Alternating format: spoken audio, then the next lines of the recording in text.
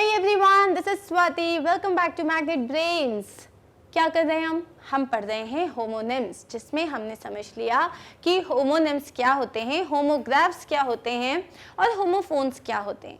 और इस वीडियो में अब हम बहुत सारे एग्जाम्पल्स देखने वाले हैं होमोफोन्स के। ठीक है, एक बार और समझ लेते हैं होमोफोन्स होते क्या हैं। होमोफोन्स वो वर्ड्स होते हैं जिनका, अब होमोफोन्स, ठीक है, होमोफोन्स, तो ये जो पूरा फोन्स लिखा हुआ है, फोन का मतलब होता है साउंड, फोन का मतलब होता है साउंड, और होम का मतलब क्या होता है, सेम। तो वो वर्ड्स जो कि सेम साउंड करते हैं उन्हें हम कहते हैं होमोफोन्स। उनका स्पेलिंग डिफरेंट होता है और उनका मीनिंग डिफरेंट होता है। जैसे हमारे पास दो वर्ड्स हैं यहाँ पे, नोज एंड नोज, ये दोनों का साउंड सेम है, लेकिन if you can see the spelling is different.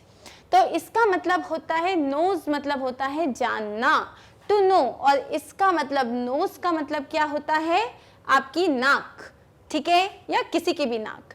तो बेसिकली होमोफोन्स वो वर्ड्स हुए जिनके आपके जो मीनिंग होते हैं वो अलग होते हैं, स्पेलिंग्स भी अलग होती है, सिर्फ एक ही चीज कॉमन होती है, वो है उनका साउंड। ठीक है, that is it, sound same होता है। एक और एग्जाम्पल देखते हैं, जैसे कि सी मतलब होता है देखना, और यहाँ पे सी का मतलब क्या होता है, समुद्र। ठीक है, तो सी और सी, अब आप यहाँ पे देखो दोनों का प्रोनाउंसिएशन सेम है, साउंड दोनों का सेम है, लेकिन स्पेलिंग एक की है SEA और एक की है SEE।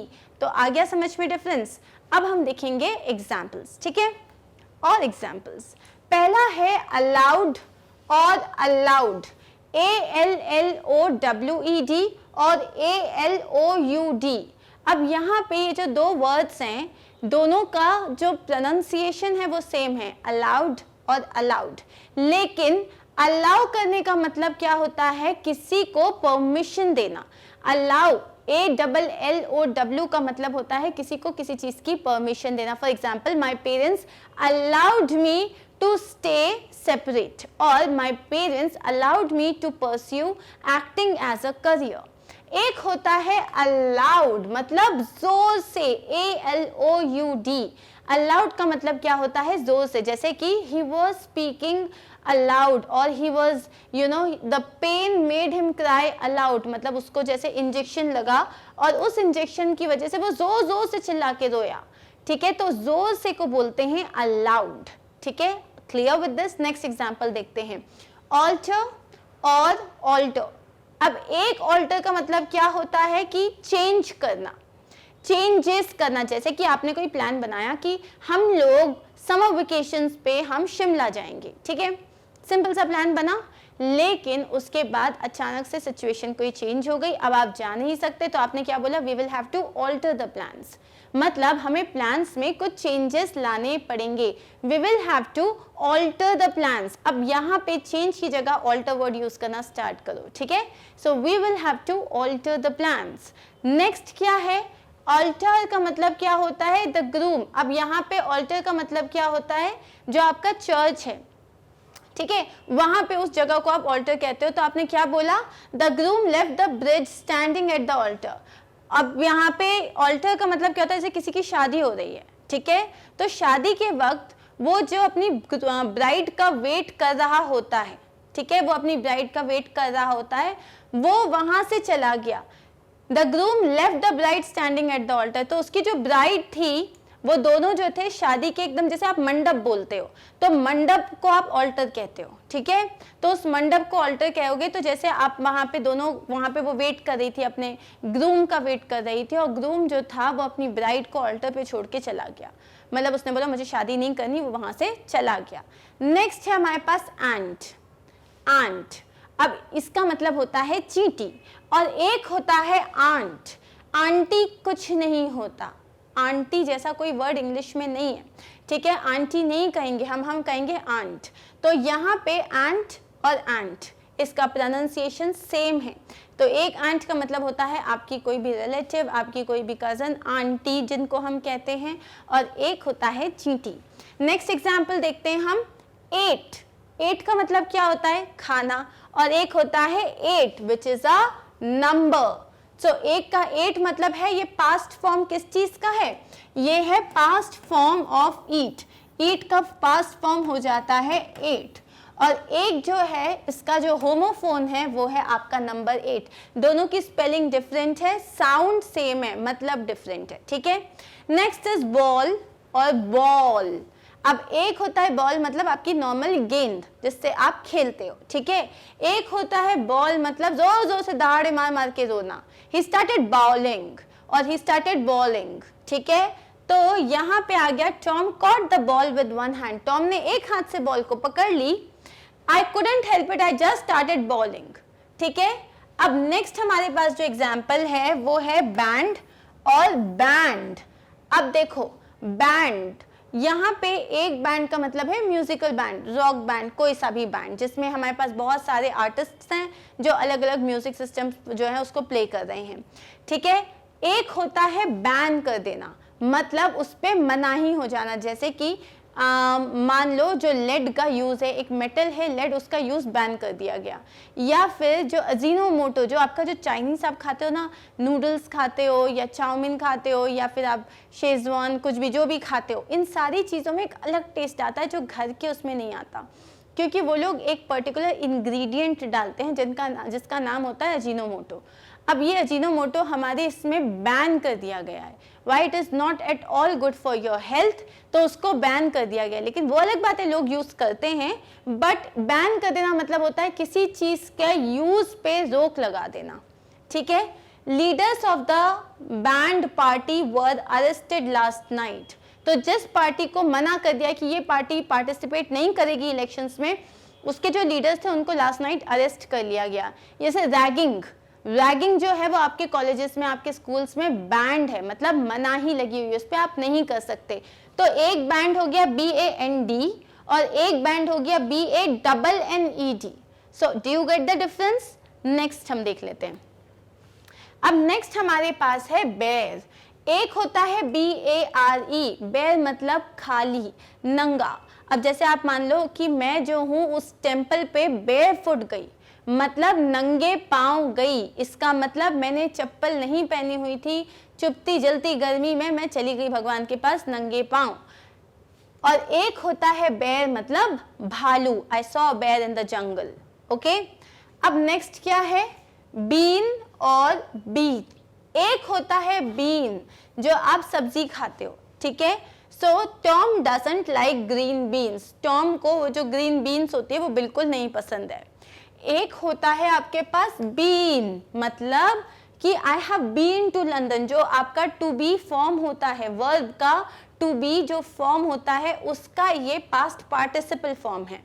I have never been to Japan, मैं कभी भी जापान नहीं गई हूँ। I have never been to Japan, इसका मतलब क्या है, यहाँ पे इस बीन का मतलब क्या हो गया, कहीं जाना, मैं कभी नहीं गई हूँ, होना, किसी चीज का होना। नेक्स्ट है हमारे पास बी और बी। अब यहाँ पे बी मतलब वही होता है, टू बी मतलब होना, जैसे चुप हो जाओ, बी क्वाइट, या बी गुड, बी काम, बी रिलैक्स्ड। तो बी मतलब होता है होना, ठीक है। एक होता है BEE, मतलब क्या हो गया, बी मतलब मक्खी, मधुमक्खी। तो यहाँ पे हमने क्या बोला, अ बी इज बजिंग अराउंड। अब ये हनी बी जरूरी नहीं है, बट कोई भी बी होगी। तो अ बी इज बजिंग अराउंड मतलब एक बी जो है वो बज कर रही है। तो दोनों को हम कहते क्या है, बी ही कहते हैं। नेक्स्ट हमारे पास एग्जाम्पल क्या है, बोर्ड। एक होता है बोर्ड BORED और एक होता है बोर्ड, ये हो गया आपका ब्लैक बोर्ड, आपका व्हाइट बोर्ड, आपका डिजिटल बोर्ड, ठीक है।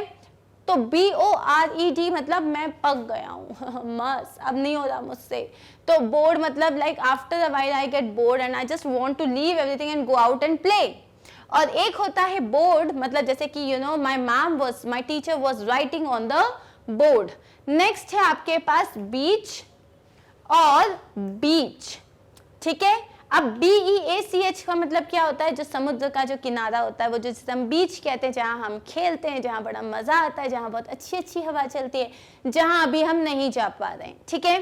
So it's a nice day for going to the beach. और नेक्स्ट है the great beeches towered up towards the sky. मतलब यहाँ पे जो ये जो वर्ड हुआ है beach, the great beeches towered up towards the sky, तो ये जो है जो पेड़ की जो बड़ी बड़ी टहनियाँ थी वो टावर अप कर रही थी, ठीक है। अब एक है ब्लू, मतलब हम एक कलर की बात कर रहे हैं, BLUE। एक होता है ब्लू, मतलब BLEW, इसका मतलब फूंक मारना, ब्लू। तो क्या हो जाएगा, she blew on to her coffee to cool it down, उसने अपनी कॉफी को फूंक मारी ताकि वो ठंडी हो जाए, ठीक है। अब नेक्स्ट क्या है हमारे पास, ब्रेक, ठीक है। अब ब्रेक का मतलब क्या है, जैसे यार I need a break, I am so tired, मतलब मुझे एक थोड़ी देर का जो है ना, मेरे को एक विश्राम चाहिए, ब्रेक चाहिए मुझे। और एक होता है ब्रेक, मतलब जैसे कार में ब्रेक्स होते हैं या आपकी साइकिल में ब्रेक्स होते हैं जिससे आप रुक पाते हो, ठीक है। तो एक हो गया ब्रेक BREAK और एक हो गया BRAKE। तो ये वाली इसमें तो बहुत ही ज्यादा लोग मिस्टेक करते हैं, तो अब आप ये मिस्टेक नहीं करोगे। नेक्स्ट इज बाय और बाय, जैसे कि my house is by the river, मतलब मेरा हाउस रिवर के बगल में लगा हुआ है। और एक होता है बाय, मतलब खरीदना, I want to buy a new pair of earrings, so I want to buy a new coat, I want to buy a new car, I want to buy a new pair of earrings। एक होता है buy, the telephone is by the window, telephone कहाँ है, window के पास में है, okay. Next होता है साइट और साइड, ठीक है। अब साइट का मतलब होता है किसी चीज का एग्जाम्पल देना, for example he was cited for bravery, मतलब वो इतना ब्रेव है कि उसको बोला गया था कि अगर सच बोलना है, जैसे कि अगर एक और एग्जाम्पल, अगर तुम्हें सच सीखना है तो महात्मा गांधी से सीखो, तो I just cited Mahatma Gandhi for truth, मैंने महात्मा गांधी को साइट किया, मतलब मैंने उनका एग्जाम्पल दिया। और एक होता है साइट SITE, एक होता है साइट, मतलब होता है जगह, जैसे कि आपको कोई प्रोजेक्ट बनाना है, आपको कोई नया घर बनाना है, तो आप साइट देखने गए थे, मतलब आप उस जगह को देखने गए थे जहां आप घर बना सकते हो। A site has been chosen for the new school, अब उस नई स्कूल को बनाने के लिए एक बहुत अच्छी जमीन मिल गई है जहां पे, अब उसको आप क्या कहते हो, साइट कहते हो। Next is course, COARSE। अब कोर्स का मतलब क्या होता है, कोर्स का मतलब होता है जो खुरदुरा हो, मतलब जो एकदम बारीक ना हो, जैसे कि आपने कभी कुछ, जैसे रेत है, ठीक है, सैंड होती है, सैंड को अगर आप टच करोगे और अगर आप आटा को टच करोगे आपको डिफरेंस फील होगा। आटा एकदम स्मूथ होता है, एकदम पिसा हुआ, और सैंड कैसी होती है, पूरी कोर्स होती है, COARSE। और एक होता है COURSE, COURSE का मतलब क्या होता है, किसी चीज का कोर्स करना, मतलब एक पर्टिकुलर किसी चीज में, मान लो आप अगर इंग्लिश सीखना चाह रहे हो, आपको ग्रामर पढ़ना पड़ेगा, वोकैबुलरी वर्ड्स देखने पड़ेंगे, आपको सेंटेंस स्ट्रक्चर देखना पड़ेगा, प्रोनाउंसिएशन देखना पड़ेगा, इसमें ये सारे कोर्स हैं। सिमिलरली तो एक हो गया आपका COURSE कोर्स और एक हो गया COARSE कोर्स, मतलब खुरदुरा सा, ठीक है, क्लियर। नेक्स्ट देख लेते हैं, राइट एंड राइट। अब राइट मतलब क्या होता है, सही या राइट डायरेक्शन की भी आप बात कर सकते हो, जैसे कि keep on the right side of the road, मतलब रोड के राइट साइड में रहो। अब राइट के बहुत सारे मतलब हो सकते हैं, ठीक है, you are suppose to be right, आपको सही होना चाहिए, जो अभी हमने देखा था, जो हमने होमोग्राफ्स में पढ़ा था। अब यहाँ पे एक हो गया राइट और एक हो गया राइट, तो राइट मतलब होता है लिखना। अब ये दोनों क्या हो गए, ये क्या हो गए, ये होमोफोन्स हो गए जिनका साउंड सेम है, उसके अलावा कुछ सेम नहीं है। नेक्स्ट है हमारे पास फ्लावर और फ्लावर। अब इसको फ्लोर नहीं कहते, इसको फ्लावर कहते हैं, इसको फ्लावर नहीं कहते, इसको फ्लावर कहते हैं, ठीक है। अब एक फ्लावर का मतलब होता है आटा, किसी भी चीज का आटा, गेहूं का आटा, चने का आटा, किसी भी चीज का आटा, जैसे सिर्फ the flour and salt in a bowl, तो जैसे बोल में आपको मिलाना है। अब यहाँ पे फ्लावर का मतलब है व्हाट ब्यूटीफुल फ्लावर्स, तो फ्लावर, अब पहले तो इसका मतलब समझो कि तुम्हारा प्रोनाउंसिएशन सही होना चाहिए, वरना जब तुम्हें क्वेश्चन आएगा तुम बोलोगे ये दोनों तो होमोफोन्स है ही नहीं, एक फ्लावर है और एक फ्लोर है, नहीं है, दोनों फ्लावर हैं। क्या है, फ्लावर। नेक्स्ट क्या है हमारे पास, फादर एंड फादर। अब ये है FARTHER,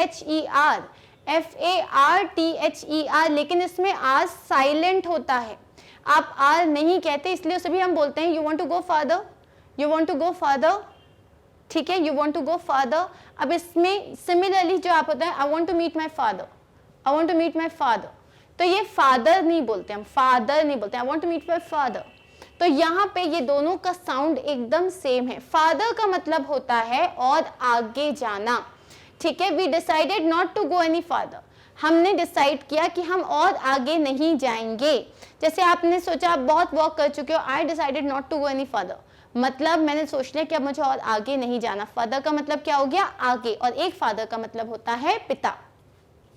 नेक्स्ट है फॉर एंड फोर, ठीक है। अब देखो, understand, for I am going for shopping, I am going for a quick break, और I am going for lunch. It's not for, it's for, I am going for, ठीक है, are का sound है लेकिन फॉर नहीं है वो, so I am going for, ठीक है। इसको भी बोलते हैं how many items you have, I have 4 items, so 4 और 4। अब ये हम क्या बोलते हैं, दिस इज ऑलमोस्ट सेम। इसका जो pronunciation, there is a letter for you, I chose number 4, there is a letter for you, I chose number 4, ठीक है। नेक्स्ट इज मीट और मीट, MEET, मीट का मतलब होता है किसी से मिलना, और MEAT मीट का मतलब होता है जो आपके पास मांस होता है, किसी भी चीज का मांस, चिकन, मटन, व्हाटएवर, उसको आप कहते हो मीट, ठीक है। I want to meet you, I want to eat some meat, understood. Next, pair और पैर, इसको पेयर नहीं कहते, इसको पैर कहते हैं। क्या कहते हैं, पैर, पैर, ठीक है। तो एक पैर का मतलब होता है जोड़ी, जैसे कि the students worked in pairs, जो स्टूडेंट को एक पूरा पर्टिकुलर प्रोजेक्ट दिया था उसमें उन्होंने पेयर में काम किया। और दूसरा होता है PEAR, पेयर, पेयर का मतलब क्या होता है, दिस पेयर स्मेल्स नाइस, नाशपाती जिसको आप कहते हो, नाशपाती कहते हो, आड़ू कहते हो, जो भी कहते हो।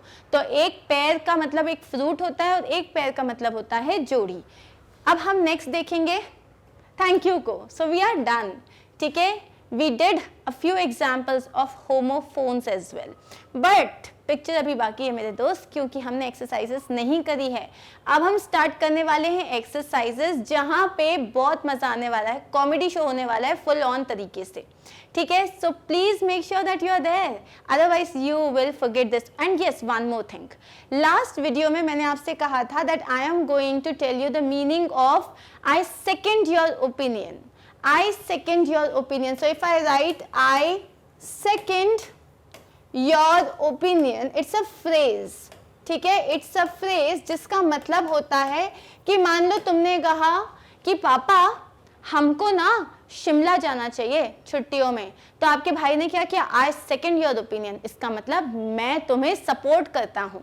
या आपने कहा चलो मूवी देखने चलते हैं, तो आपके फ्रेंड ने कहा, क्या कहा, I second your opinion, इसका मतलब मैं तुम्हारी बात से अग्री करता हूँ, let's go there. Clear? Are we clear with this? Yes, we are. So that is it for this particular video. I'll see you in my next video, which is going to be too much fun. Don't miss that. Bye bye. Take care.